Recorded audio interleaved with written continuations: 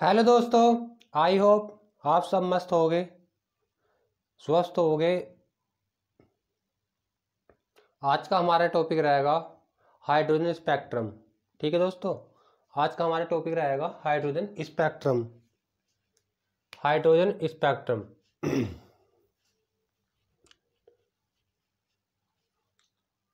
इसे भी कह सकते हैं हाइड्रोजन का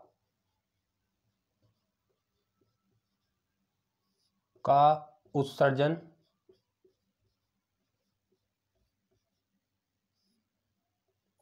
स्पेक्ट्रम।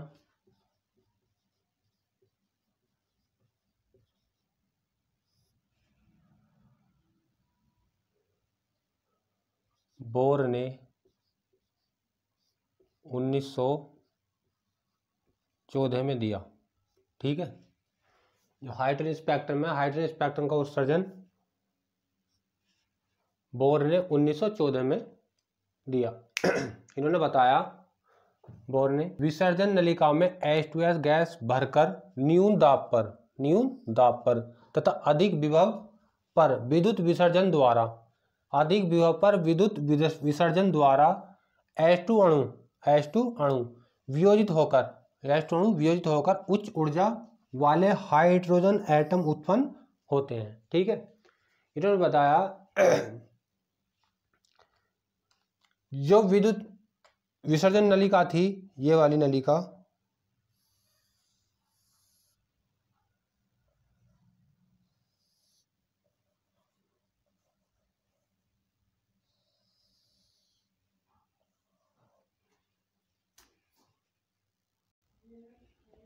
ये विसर्जन नलिका है। इसमें H2S गैस भरी गई, H2S गैस इसके अंदर भरी गई। ठीक है, और जैसे हाई वोल्टेज करंट फ्लो करा गया इसमें। ठीक है, तो H2 गैस जो है उसके अणु वियोजित हो गए हाइड्रोजन एटम में। ठीक है, हाइड्रोजन एटम में उसके अणु वियोजित हो गए।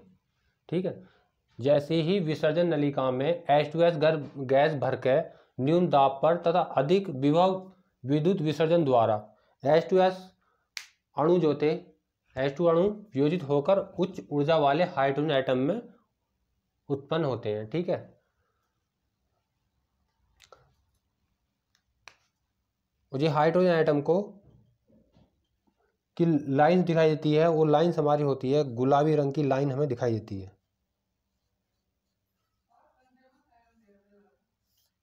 ठीक है, गुलाबी रंग की लाइन हमें दिखाई देती है।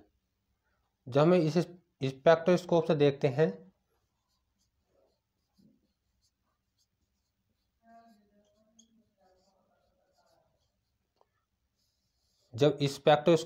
हैं, तो ये हमें हाइड्रोजन स्पेक्ट्रम की खूब सारी अनेक रेखाएं दिखाई देती हैं। ठीक है, हमें खूब सारी अनेक रेखाएं दिखाई देती हैं,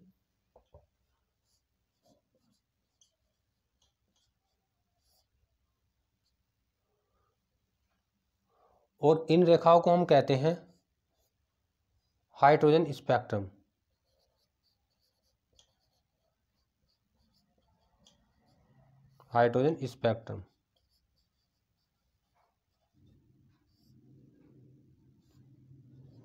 इन रेखाओं को कहते हैं हाइड्रोजन स्पेक्ट्रम। ठीक है, किसी भी एटम का, किसी परमाणु का जो स्पेक्ट्रम होता है असतत होता है। ठीक है, डिसकंटिन्यू होता है, कंटिन्यूस नहीं होता, लीनियर होता। ठीक है, किसी भी एटम का जो स्पेक्ट्रम होगा हमारा असतत स्पेक्ट्रम होगा। ठीक है, ये विसर्जन नलिका है। इस विसर्जन नलिका में H2S गैस भरी गई है और हाई वोल्टेज करंट जिसके अंदर फ्लो करा जाएगा, तो इसमें H2S अणु जो है हाइड्रोजन एटम में विभक्त हो जाएगा, और विभक्त होने के बाद हम देखेंगे कि इसमें हमें गुलाबी लाइन दिखाई देगी।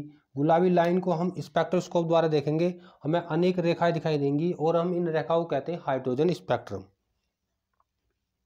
ठीक है, इन रेखाओं को कहेंगे हाइड्रोजन स्पेक्ट्रम।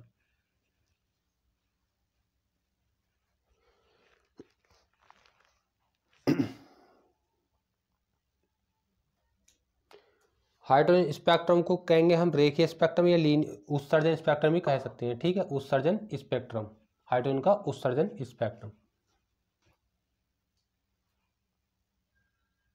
ठीक है दोस्तों।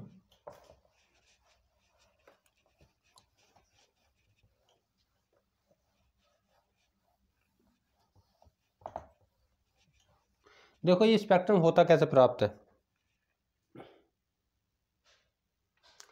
स्पेक्ट्रम होता कैसे प्राप्त है ये देखते हैं।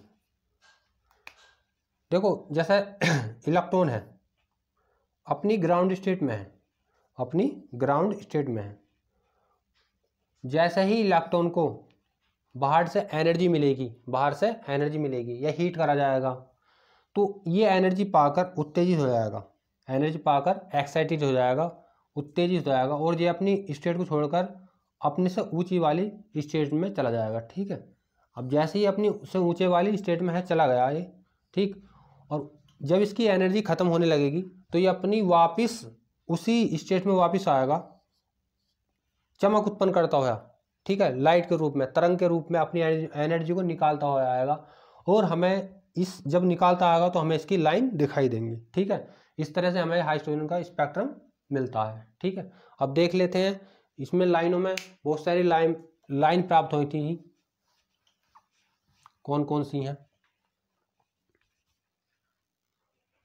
देखो दोस्तों, अगर इलेक्ट्रॉन पहली कक्षक में है, पहली कक्षक में है तो है n बराबर 1। ठीक है, मान लो इलेक्ट्रॉन यहाँ है पहली वाली ऑर्बिटल में, अब पहली वाली ऑर्बिटल में इलेक्ट्रॉन है, अब जैसे ही उसे एनर्जी मिलेगी, जैसे उसे एनर्जी मिलेगी तो एनर्जी को लेके क्या हो जाएगा, एक्साइट हो जाएगा, उत्तेजित हो जाएगा, और वापस ये ऐसे एनर्जी लेकर अपने से उत्तेजित अवस्था में जाएगा। मान लो है चला गया इलेक्ट्रॉन, ठीक है, और है जाने के बाद ये है इस समय यहाँ है, वापिस आएगा तो एनर्जी को निकालता हुआ तरंग के रूप में आएगा, जिसमें हमें लाइन प्राप्त होंगी, और ये हमारी होगी n बराबर 1, तो हमें दिखाई देगा यहाँ। ठीक है, ठीक है, n1 से n2 में जा रहा है ये, सही है, ये हमारी होगी n2, ये होगी हमारी n3, n4, n5, n6, n7 और n8। ठीक है, मान लो इलेक्ट्रॉन n2 में जाकर n3 में जाएगा तो ये वापस आएगा तरंग के रूप में अपनी एनर्जी को निकालता हुआ। इसी तरह से ज़्यादा एनर्जी पाएगा तो n4 में चला जाएगा, वापस आएगा एनर्जी को निकालता हुआ। इसी तरह से 5 में जाएगा और 6 में जाएगा, ठीक है, 7 में भी जाएगा।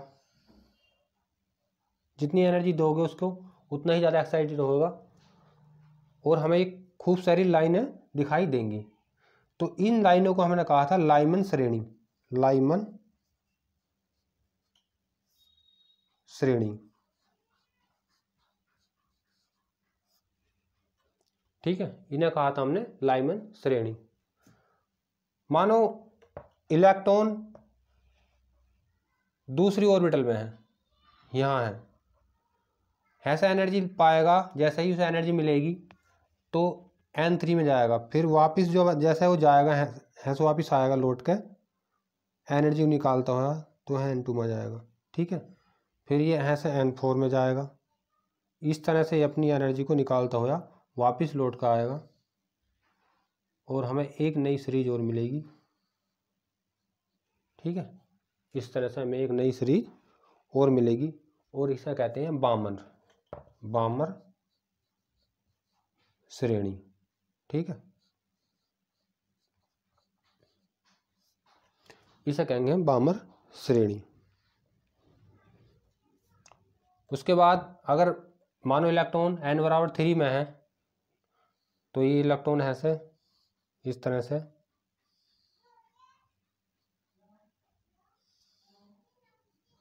इसे कहेंगे पासचन। ठीक, उसके बाद इलेक्ट्रॉन यहाँ है, इसी तरह से हम कर सकते हैं आगे भी। ठीक, ये हमारी पासचन हो गई। ये होगी हमारी ब्रैकेट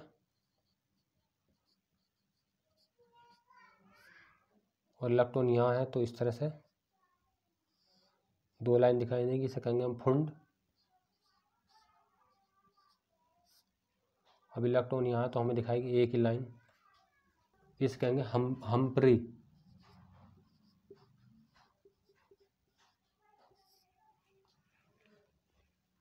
तो हमें इस तरह से लाइमन, बामर श्रेणी, पास्टन, ब्रैकेट, फुंड और हम्प्री जैसी हमें स्पेक्ट्रम लाइन दिखाई देती हैं। ठीक है, हर लाइन का अपना एक क्या होता है, तरंग होती है, अपनी लाइन की तरंग जिसकी वेवलेंथ होती है। ठीक है, हर एक लाइन का अपना अलग वेवलेंथ होती है। ठीक है, लैम्डा। ठीक है दोस्तों,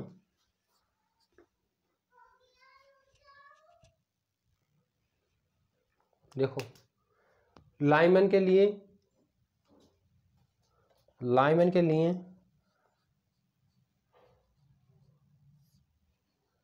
n बराबर होगा 1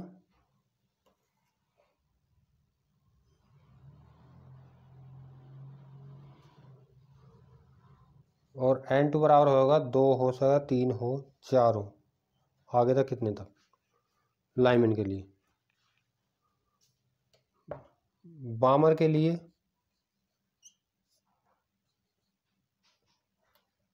n1 बराबर होगा है 2 और n2 बराबर 3, 4, 5, 6, कितना भी हो सकता आगे तक।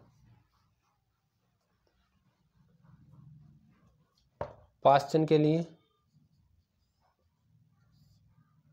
n बराबर होगा यहाँ हमारा 3 और n2 बराबर होगा 4, 5, 6 आगे तक।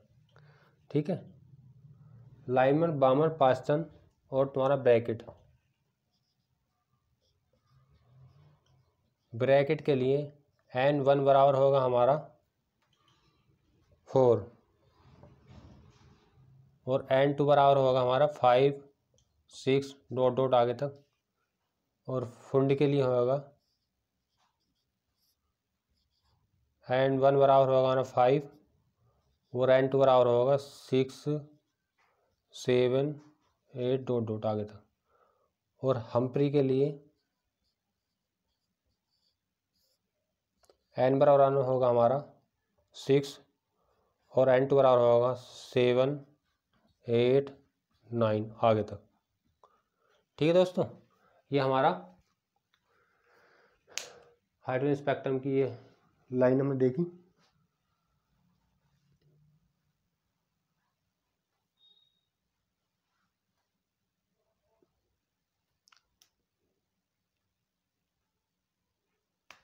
ये हमारी यूवी विजन में दिखाई देती है और ये हमारा देख विजिबल दिखाई देती है, बामर श्रेणी विजिबल होती है।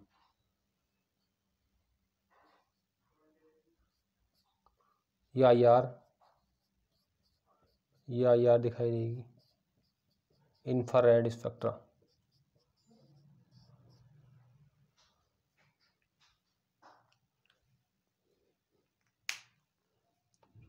ठीक है दोस्तों,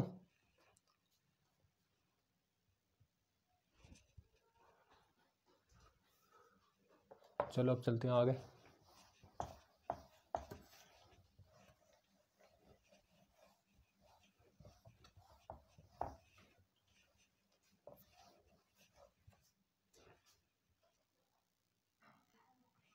देखो तरंग दैर्ध्य निकालने का एक फॉर्मूला है, 1 लैम्डा इक्वल टू होता है न्यू बार, जिसे कहते हैं तरंग संख्या। आर क्या, रेडबर्ग नियतांक, जेड स्क्वायर परमाणु क्रमांक, और ये क्या हमारी कक्षक है, पहली ऑर्बिटल या दूसरी ऑर्बिटल। ठीक है, ये फॉर्मूला लर्न कर लेना। उसके बाद हमने बता दिया जेड क्या परमाणु क्रमांक, आर रेडबर्ग नियतांक, इसकी वैल्यू ये दे रखी है। उसके बाद न्यू का तरंग संख्या हमारी। ठीक है दोस्तों, यह इससे हम तरंग दैर्ध्य निकाल सकते हैं। ये हमारी सीरीज यहीं ख़त्म होती है।